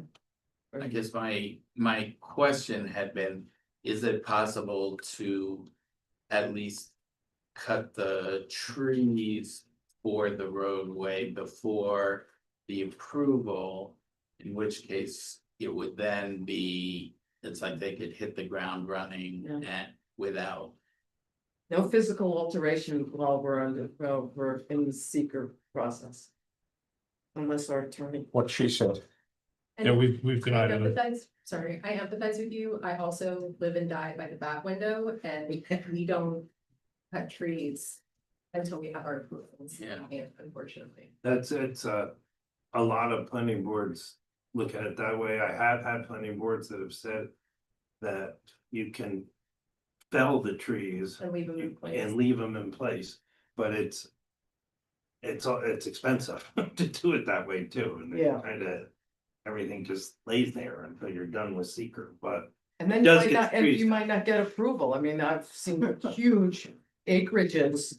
Where developers have gone in and completely clear during during the winter, and then the 1,000,000 square foot project went away. And then you're left with. Ask us for a different kind of exception, but that one doesn't fly, Yeah. or this one doesn't fly. But. Yeah, we're still in seeker. I mean, it's. If it's cutting the trees, that just cutting them and leaving them in place, is I that? don't see, that still doesn't, I don't see how that Under gets around the seeker, problem. The law says no cutting of trees. yeah. No it says physical no physical disturbance. disturbance. Yeah. So whether, some boards let you kill. No physical lily, but. So if you just cut the tree, you don't dig out the roots, there's no physical disturbance. That's, But the reason behind that is there's species of bats that inhabit the trees in the warm month, under the bark and things like that. Right. That's why.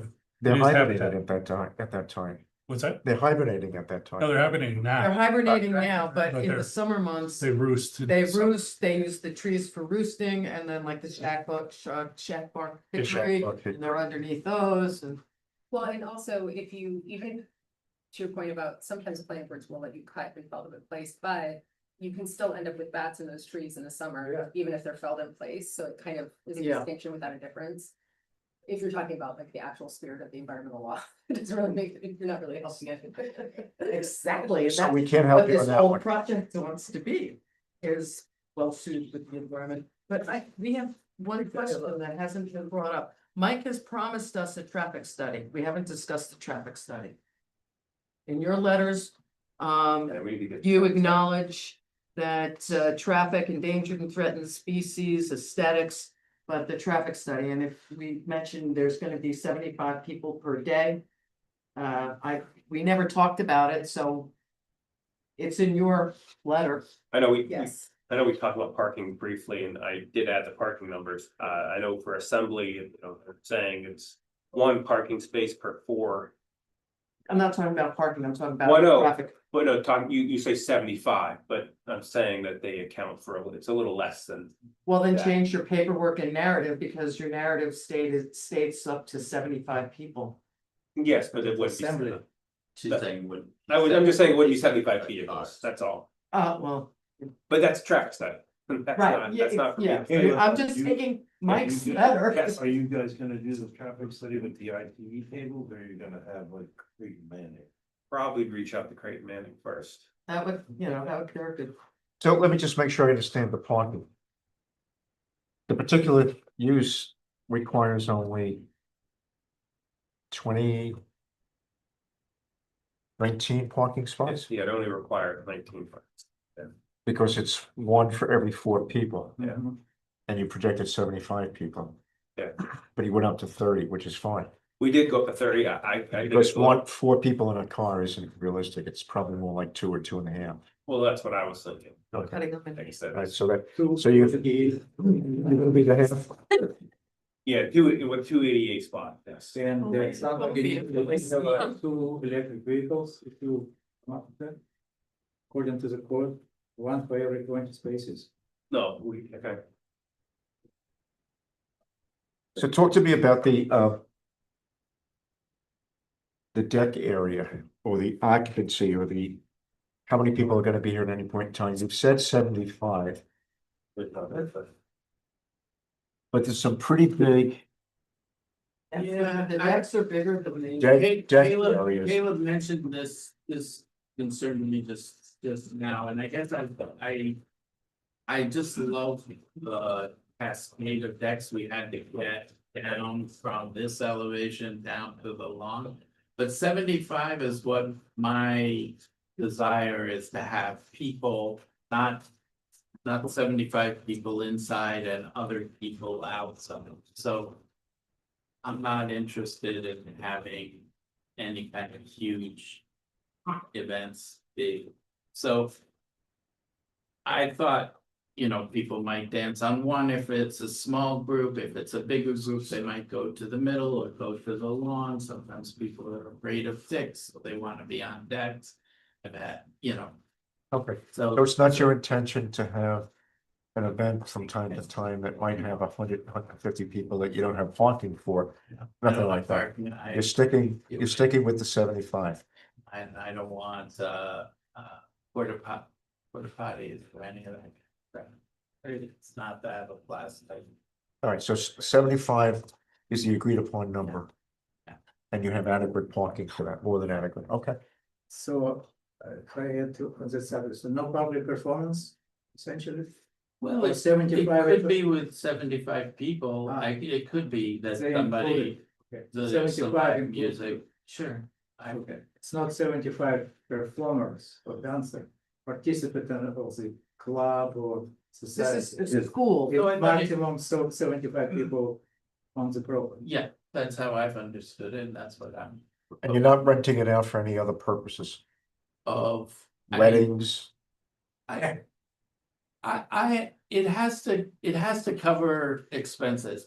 I don't know what that's going to be. To me, I don't have any interest in being in a wedding venue. Approach. I actually have. But I Yeah. do, I feel like it's my job to have this place built. And I need to see that it sustains itself for the future. One of the kinds of rituals and dances that happens that is meaningful to people is weddings. So it's not my interest, but somehow it has to sustain itself. So Dave, I'm a little rusty on the implications of that I know he. in terms of the new code. Weddings. Does our code in this zone and use still prevent or permit commercial events of that sort? Oh, you got a whole section about commercial events now. So I looked up, I did find a restriction that I think it might be a residential property cannot have a venue on it.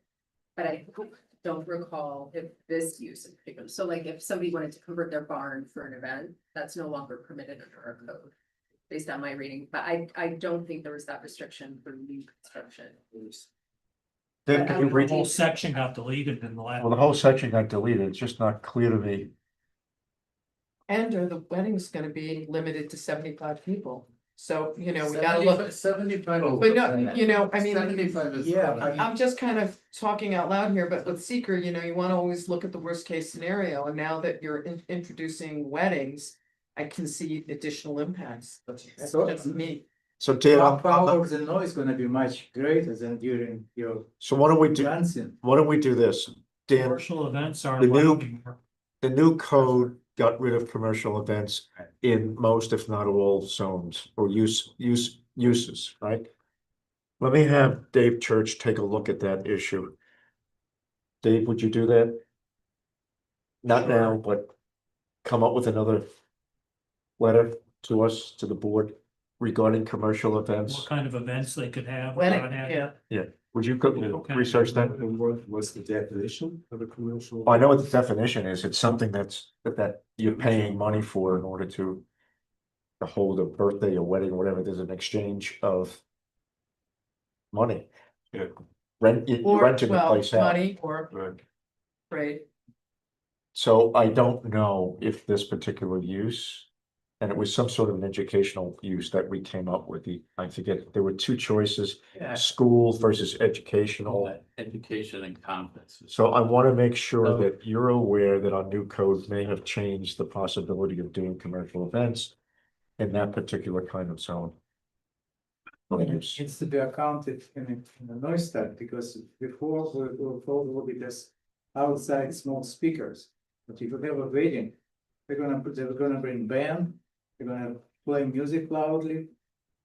It's, So how about we let Dave research it? Yeah. Okay, I have a client that has a venue in the town of Gardner. It's the whiskey place. They have like a. Belltown, Yeah, the old Belltown.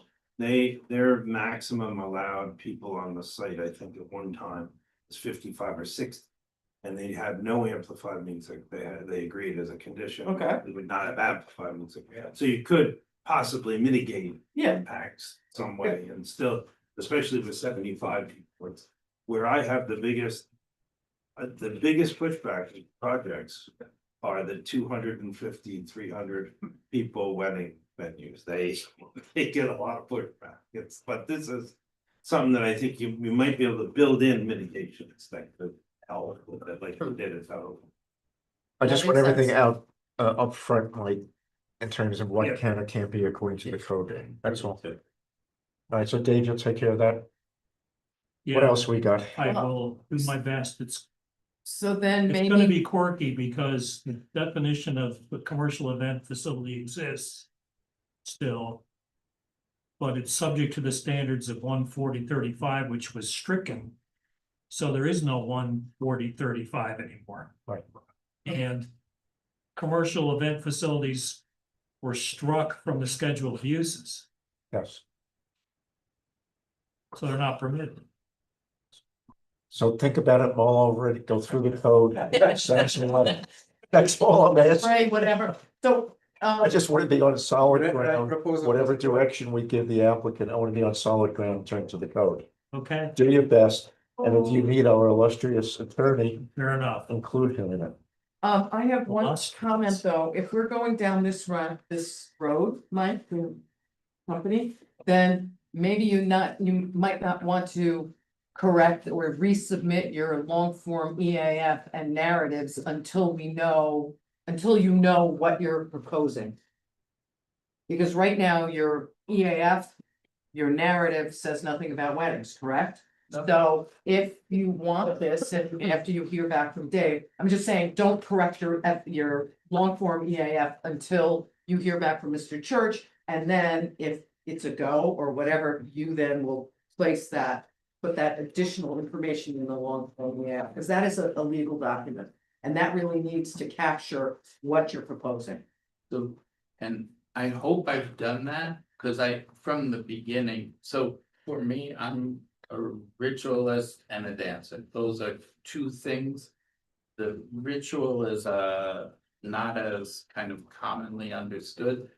We do all participate in public rituals of weddings being one of the most common ways that the community cements the relationships of people with the community and each other and the family structure. And I had one friend got married on my property. I don't officiate a wedding. I'm not it's not my thing, but I can imagine that for very small groupings and within whatever noise restrictions we find out from the acoustical study are necessary, then it was stated in the kind of the initial purposes of this, that it would be for gatherings, for ritual and dance events.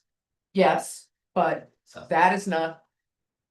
Let's not get down into the semantics, but I think your attorney can understand that if you are going to be proposing weddings. Or to have weddings, it should be in your documents, in your narrative, and be reflected in your, and all of your permit documents. You know, one You- thing you- about the, right? one I thing mean- about the EAF, especially the long EAF. That the long EAF part one is the applicant's document. They submit Right. it, the board considers it. What the case law has held, and I had a case just a couple of years ago with the Kingstonian where this exact issue came up. The opposition argued that we didn't change the EAF and make changes on the EAF. But all the changes were subsequently captured in part two and then in a very lengthy neg deck. The appellate division said it doesn't matter if you change the EAF because the EAF is only a data, it's a data collection document. And as long as those changes are reflected in the progression of the project, it's fine.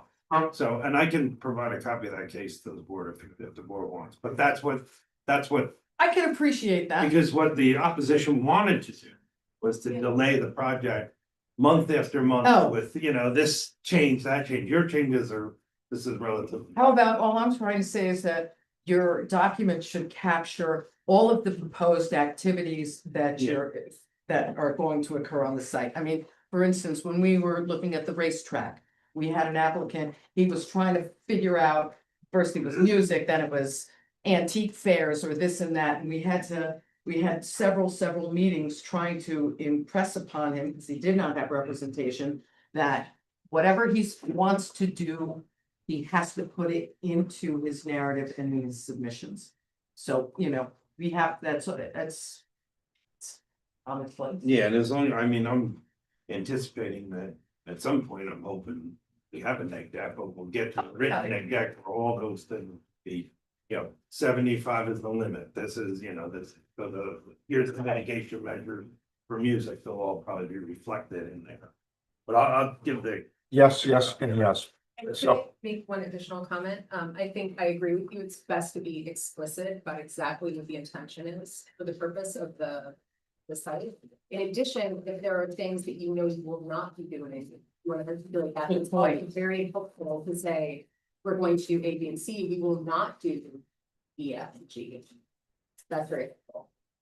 This attorney might not Okay. agree with that, but Zorian, One simple question. it helps the. On the plan, should be 100 feet buffer along the lighting zone, which is the buffer question on your property. Should the plan show 100 feet buffer relative to the lighting zone? so it's there, it's not there?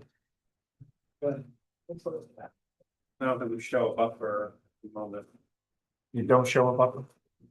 Yeah. Yeah, it's a code requirement. Same is true with a piece of the canals and have as a flood, as a wetland.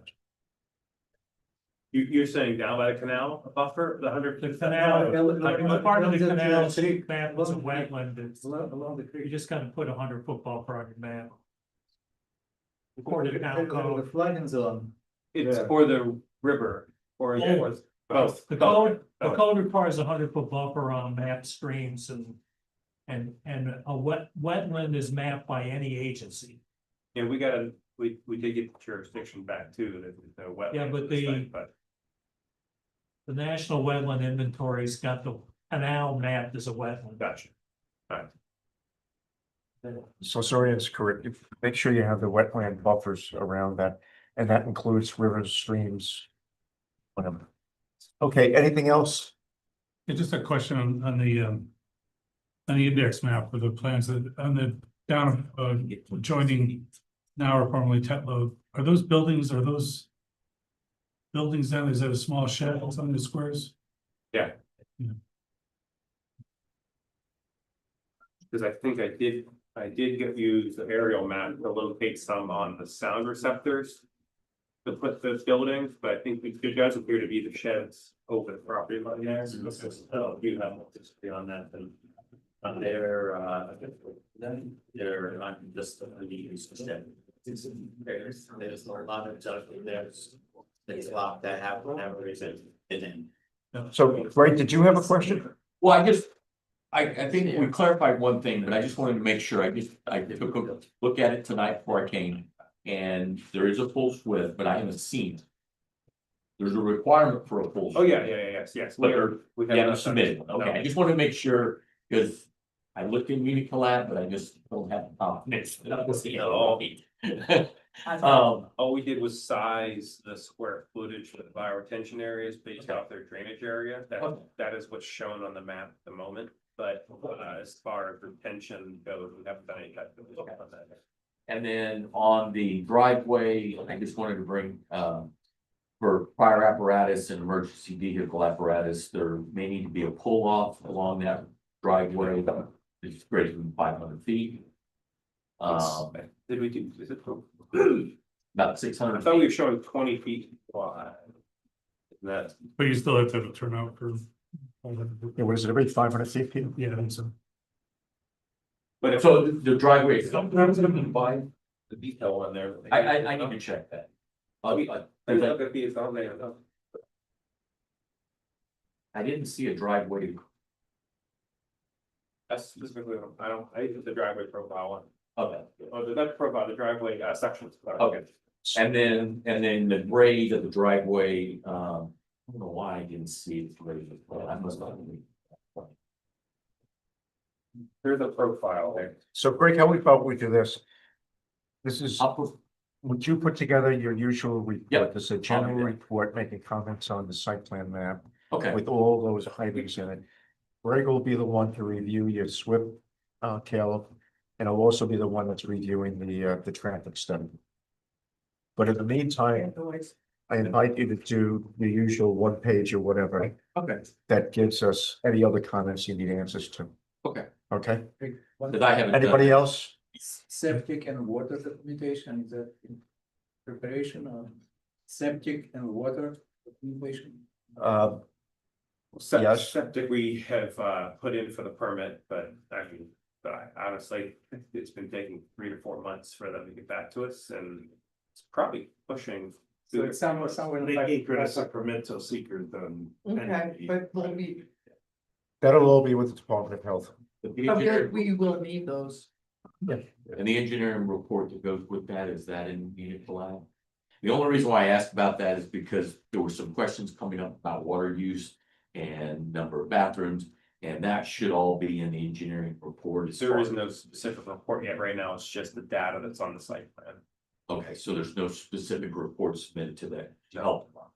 What, Oh, the health department, it was just plans were submitted to the health department as far as the septic goes, but like not a water. No, Okay, what's the daily water usage projected to be? I think 375. Yes. that's where I was wondering, where you. Since I can't believe what's in the full EAF, but the Yeah. full EAF said 375 GPD. Yes, that's right, yeah. 370? It's right, for Okay. assembly, it was 5 gallons per day, and it was 75, so, yeah. Okay. Okay, It'd be 375. You don't make any of the thresholds where you And have to that- do a hydro, oh, that you want- hydro study or anything. Okay. That was the data that. Yeah, for the septic system, yeah, 375. Yeah. Anything else, Jen? Question, and I don't think I've seen it, it's not in here. Do we need to, is it in the EAF, the number of trees you're taking down? Have you done any tree surveys? Because we talked about felling trees, but I don't think we. Yeah, the only thing in the EAF would be that we listed it about a half an acre. And that's specifically for the driveway itself. And size. We don't list the number of trees that would need to be taken down in there. Size of the trees, certain diameter. You have to- We have not done a study specifically. I know they went out there and they did mark the center line. I know we had talked about doing a site visit. I mean, honestly, I'm not. Snowmobiles. I mean, there's definitely some trees in there that would have to come down, that's for sure. I mean, the power line that goes along the road there is very overgrown itself as well. I'm not sure when the next time they're gonna come in there and do the movements on that power line, is along the road itself. But we had talked about, is it the code specifically saying we need to have the number of trees? well, the code has a requirement for identifying trees of certain Yeah. size. So we're gonna have to do So that, calibers, yeah. Yeah, So what is that? So I've seen it done differently, like you actually have to survey and tag the tree. But oftentimes, at a minimum, there's a list of the trees over 6 dBH usually. So that you get the list of of species, size, etc. So that you can see exactly what's gonna be on the site. So say there is But a. that you can't usually do until spring, normally, for your tree surveys. We did locate around what is listed on the plan as cedar stand. We do have several of those listed as individual trees in there. But I don't think they don't list the actual names. So they show symbols for the trees, but that's it. And then would you typically have the species and Doesn't the code attempt to do the identification of trees over a certain Yeah, dynamic? anything over And I'll- 12 inches for sure. I'll address that. And the purpose of that is to see if you can divert Yeah, around. I not haven't have done that. a comment letter yet, but I'll address that. Take out the minimum. Yeah, Basically, purpose is to take out the minimum number and also to avoid in some way, if we can, go around some of the. I know others. as we were talking to Dan's been very concerned about that as well. You know, I would hedge the bet that, we could try to go around certain trees, but we'll then be taking away other trees. So like, you know, how much you go out of your way to save one tree to the next and Size, depends on the size. Well, I- Look at diameter and get a feel.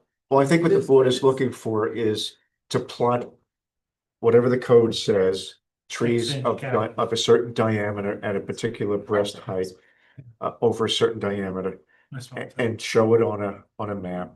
And then we can make you can make a determination, we can avoid them all, or we can't avoid any of them because of the topos, but we need the information. And it's also for the environmental assessment, so you should say that's what's actually happening on the site. I mean, I did a job, we took down 35 acres of trees. I mean, it's not like you can't remove trees, you just have to disclose what you're doing and Right. why. And maybe there's a way of avoiding some of the Maybe, damage but to yeah. some of them. Yeah, It's 140-15B. thanks, Dave. You gotta specify number, location, sizes, species of all existing mature trees or other species of 6-inch caliber or greater. And that would be within the area of disturbance, right? Yeah. It Not says the full site. landscape plan has to specify them all. So they have to be No surveyed. tree of 12 inches or greater diameter at 4-foot height from ground shall be removed until there's final approval. Okay, that makes sense. And there was your answer. So it's 120, 140. 140-15B. We went through this with Accord Social, right? So, but this is a little bit more sensitive because there's probably way more trees of significant size. And it's. Go out, please. Can we also work on setting up a site visit once the weather? Yeah, I mean, What do you we may- recommend? I think we're hopeful that I'm we- walking it every Friday regardless of the weather and you're all welcome. How about March? March would wait. But maybe we should wait until we see what the weather's. Yeah, yeah, we don't know Or what's we- gonna happen. Okay, Yeah, mud month is fine. It's for mud month. just give it a back of your mind, you don't want to do that. There was some question, So we go March. discussion about noise and amplified music. Did we come to determination on that or decision on what you're? Until we get the sound study back, we're not gonna be what are we allowed to do Right. is really the question. If that's based off of that sound study, I mean, we can't. And then It drumming, would be speculation, well, again, that would just be pure speculation whether we were allowed to do it. May I add it to that based on Arrowwood, the conclusion was essentially that they limited the power of the source in order to meet borderlines noise.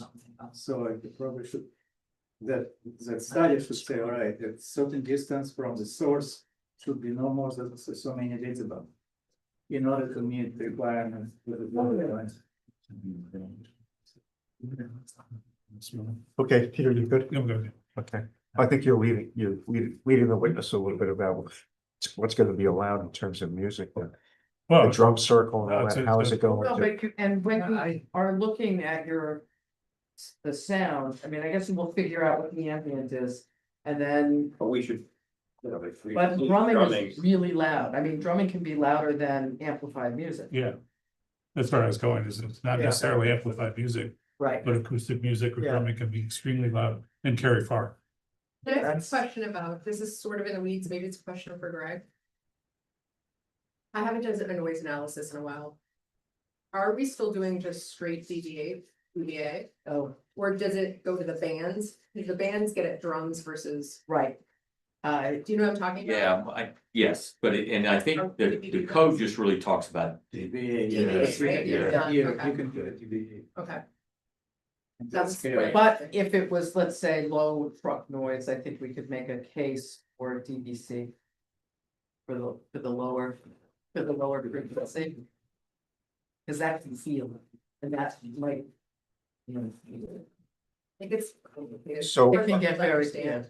yeah. So Caleb, I think the next appearance here is when you have a lot of meaty content, whether it's traffic study, SWIP, answers to lots of the other questions that we've asked tonight. So we should talk about when that is, but I don't see anything until March, with the exception of working on the getting to the Historical Preservation Committee. Yeah. And we don't need to come back here to do that. We can do that through with Dave, and you know, we'll set it up in that fashion. I mean, I feel like the architecturals have come a long way, and they are, there's a lot of information on those plans, you know. Yeah. They may not be construction plans, but they show everything as far as the floor plan and the elevations, so. Okay. Anything else? I have one question here, I wasn't sure I understood, when you said. No trees 12-inch. At 4 feet shall be removed till final approval. Does that mean less than 12 can? Or does that mean still none? I wasn't sure if that was changing. We have to locate everything within 6-inch caliber above, that's clear, but yeah, is it? What Dave was reading from was the New code again. the landscape portion of the code. There are some, so what he read was no tree in excess of that size can be removed before you get the final approval. We came across some issues with the landscape code in another project that Caleb was involved in. And we were able to make exceptions to that, to work around it, to make it work. So what Jennifer and everybody was bringing up is we need to see on this property, those areas where you're gonna have buildings, parking lots, or driveways, what is the impact on the environment, on trees, right? Does it hit any of the markers from the code, from the landscape code? And if so, can it be dealt with, or do you need some sort of an exception to whatever the code prescribes? There's prescription about what has to be planted in a parking lot, how many trees, those kind of things. And again, we made some exceptions because of the nature of the site, and the code probably needs some tweaking. Yeah, they asked for 6-inch trees, like planted. Right. Just that's. The size of the trees to be planted was, Try this, size of trees to be planted would be. Trees something I could. not to say get into a for- lot of detail, but the size of the trees being planted were not realistic. It was just the code needs some adjustments. Yeah. So we'll work with it once we get the information. All right. Anybody else? Okay, so we're done with Spirit Circle. Stay in touch. Good. Thank you. We're gonna take a 5-minute break. And then we're going into a client attorney Don't you meeting adjourn? for the rest of the evening. Thought you adjourned. That's what you have that. What do we do? Not work. Adjourn, Dave? Yes, adjourn. Yeah, you Okay. adjourn. So I'll entertain a motion to adjourn the regular meeting. I'll make that motion. I second it. Uh, Take one. Paulina, We're going. second.